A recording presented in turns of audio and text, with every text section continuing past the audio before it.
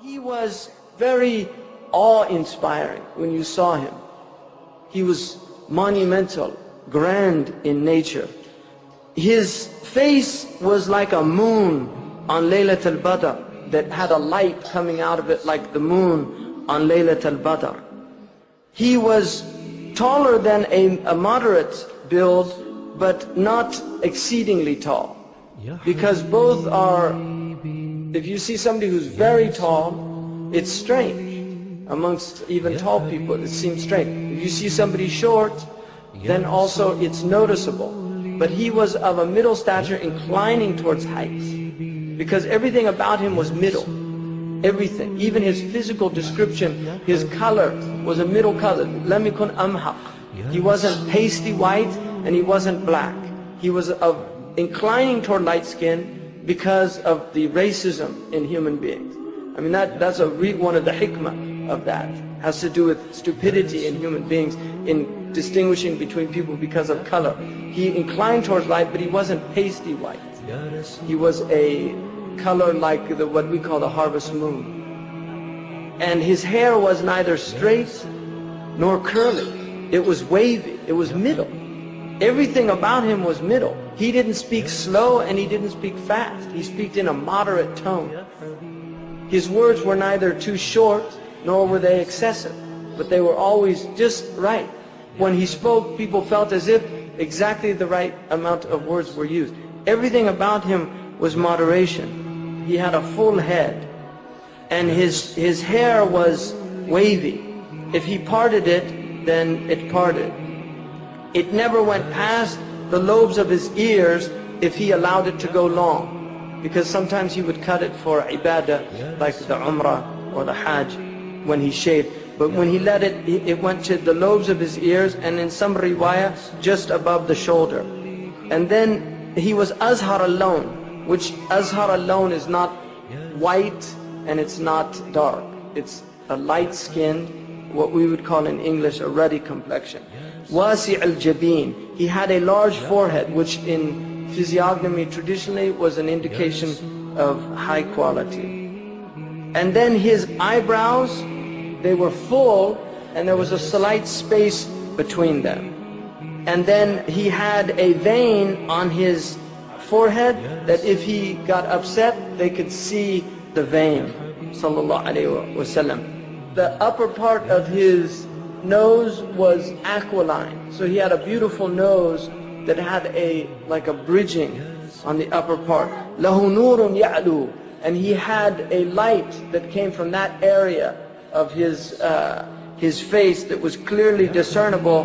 وَيَحْسِبُهُ مَنْ لَمْ يَتَأَمَّلْهُ أَشَمْ كَتَّ اللَّحْيَ. He had a full beard, and his eyes were very dark. سَهْلَ الْخَدَّيْن, he had a high, beautiful cheek. ضَلِيعَ الْفَمْ, he had a mouth that was full, so that when he spoke, his pronunciation was perfect.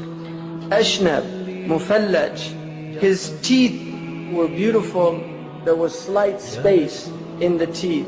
دَقِيقَ الْمَسْرُوبَ, he had a light hair on his chest, which was manliness without having a lot of hair. وَكَأَنَّ عُنَقَهُ جِيدُ دُمْيَةٍ, his neck was like a gazelle's neck. He had a beautiful neck and a high neck, and it was like a gazelle's neck. It had like a beautiful, like a silvery clarity to it.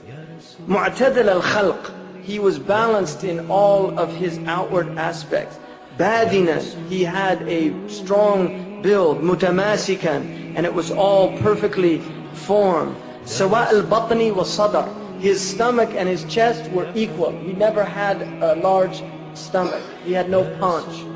Even when he was in his 60s, his stomach was always flat. Sallallahu alayhi wa alihi wa sallam. Allahumma salli alayhi. Mushih al-sadri, he was full-chested, and ba'id ma bayna al-mankibayn, his shoulders were broad, and he had a large bone. Also his trachea, where it met there was space. وَالسُّرَّ بِشَعْرٍ يَجْرِ كَالْخَطٍ, and then he had a light hair also on his stomach. Sallallahu alayhi wa sallam. Ari al-Thajjain, he had no hair over his breast. Ma siwa dhalika ash'ara dhira'ain. He had hair on his arms and some on his shoulders and the upper part of his chest. And he had large, full hands and full palms, and his feet were arched, and he was sinewy and strong.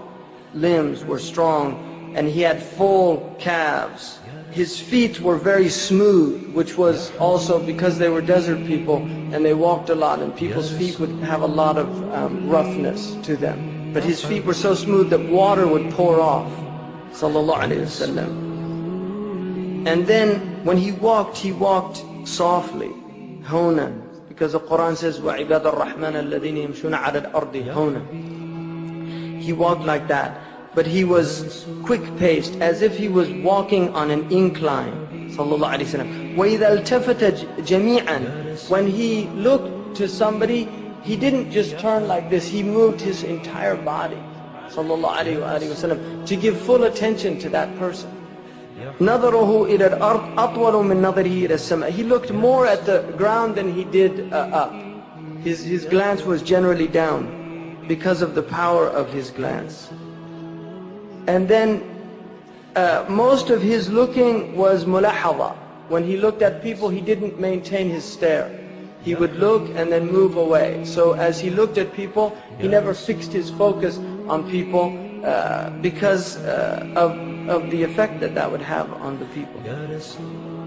And then he said to him, describe for me how he spoke. Sallallahu alayhi wa sallam. What was his... And he said, كان رسول الله صلى الله عليه وسلم متواصل الأحزان. Mutawasil al-ahzan means, like the pure Arabic translation, he was always grief-stricken.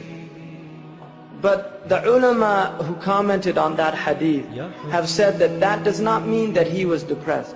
What that means is that if you looked at him, like if you saw him in the mosque, sallallahu alayhi wa sallam, if you saw him in the mosque and you looked at him, you would think that he was grief-stricken, because the istighraq, his presence with his Lord was so intense that his face would have a sense of being completely absorbed in thought. And so people that would look at him would think that he had huzn, but it was actually shiddat al-istighraq. And that's why the ulama say the other hadith, وَكَانَ دَائِمَ الْبِشْرَى, that he was always happy. The ulama say that when he was with al-Khaliq, كان دائم الأحزان. لما كان مع الخلق كان دائم البشرى. When he was with his creator, that he was in a state of deep contemplation. When he was with creation, he was happy. He smiled. He always looked at people and smiled and made them feel joyful.